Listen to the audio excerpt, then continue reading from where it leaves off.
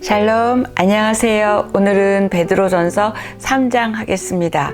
저와 여러분이 구원을 받았다는 그 사실이 저절로 노력 없이 행복한 가정을 보장받거나 주어지는 것은 아닙니다. 그쵸? 아내는 남편에게 복종하라고 말합니다.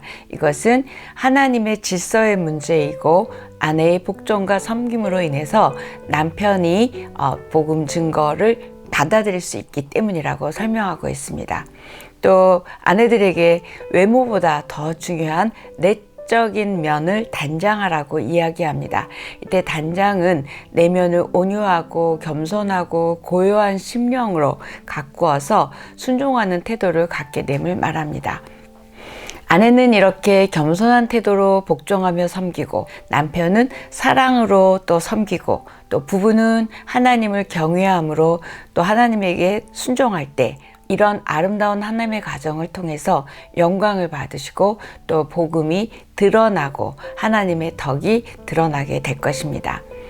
또 8절부터는 베드로전서의 주제이기도 한 성도가 이 세상에서 당하는 고난과 핍박에 대해서 어떻게 살아야 할지를 설명하고 있습니다. 성도들이 그렇게 핍박받을 때 서로 한마음 되고 긍휼히 여기며 서로 사랑할 때 그것들을 이길 수 있음을 설명합니다. 악한 자들을 악한 방법으로 대해서는 이길 수가 없습니다. 성도를 핍박하는 배후에는 사단이 있기 때문입니다. 사단은 우리 믿는 자들이 선을 버리고 악에 빠지게 해서 궁극적으로 하나님을 버리고 믿음을 떠나는 것을 원하고 그 배후에서 우리를 핍박하기 때문에 우리는 절대로 져서도 안 되고 넘어져서도 안 되고 하나님에게서 멀어져서도 안 됩니다. 우리 성도들이 사단의 괴계를 간파하고 고난과 핍박을 받는다면 오히려 더 적극적으로 선을 행하고 또 사단을 패하게 할 수 있습니다. 우리들이 이렇게 고난과 핍박 속에서도 신앙을 버리지 않고 오히려 적극적으로 선을 행할 때 소망에 관한 이유를 묻는 사람들이 생길 것입니다. 어떻게 니네 그렇게 참을 수 있어? 어떤 소망이야? 이런 자들에게 우리가 소망에 대해서 대답할 것을 항상 준비하라고 말합니다. 성경에서 애매한 구절이 몇 군데가 있는데요. 오늘 특히 베드로전서 3장 19절이 그 대표적인 말씀입니다. 제가 읽어보면 또한 주께서는 영으로 옥에 갇혀있는 영들에게 가서 선포하였습니다. 이 말이 참 어렵습니다.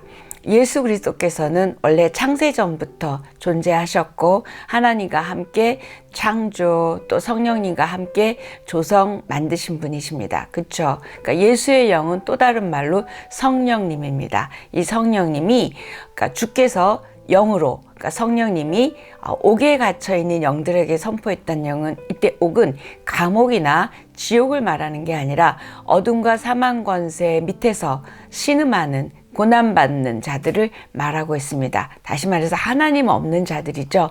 그렇게 옥에 있는 영들에게 선포했다고 말합니다.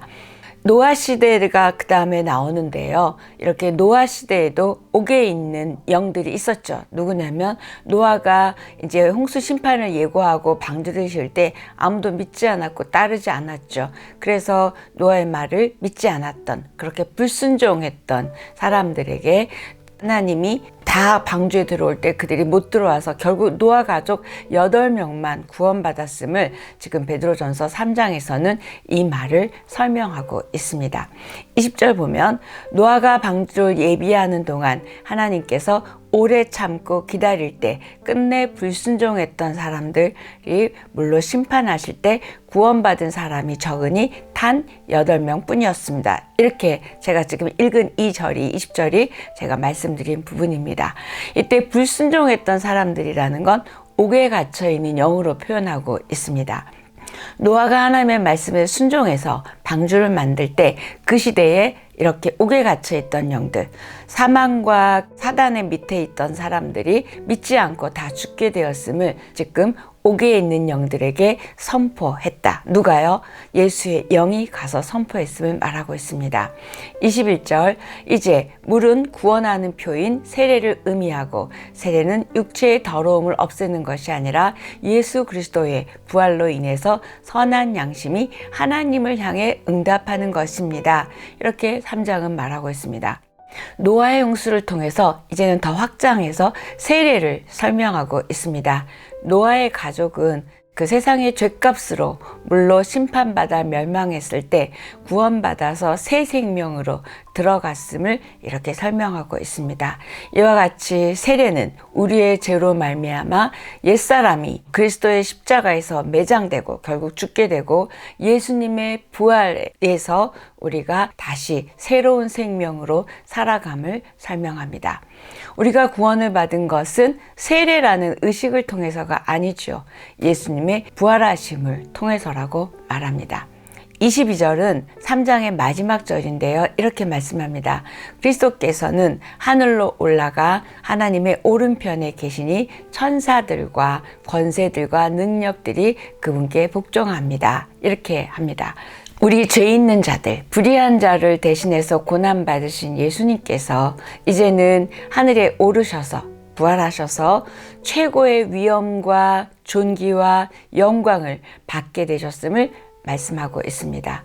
그리스도를 본받아 선을 행하며 고난을 참고 견뎌낸 성도들 또한 이렇게 예수님 같이 전능자의 우편에서 존귀케 되신 그분의 영광 안에 있게 될 것이고 또 그렇게 될 것이기에 우리가 지금 받는 고난을 참고 고난 후에 영광을 생각해서 선을 행함으로 고난받는 일은 결코 두려워하거나 낙심하지 말아야 됨을 이렇게 3장은 설명하고 마무리하고 있습니다. 3장 좀 어렵죠? 꼼꼼하게 읽으시고 한번 묵상하셨으면 좋겠습니다. 오늘 여기까지 하겠습니다.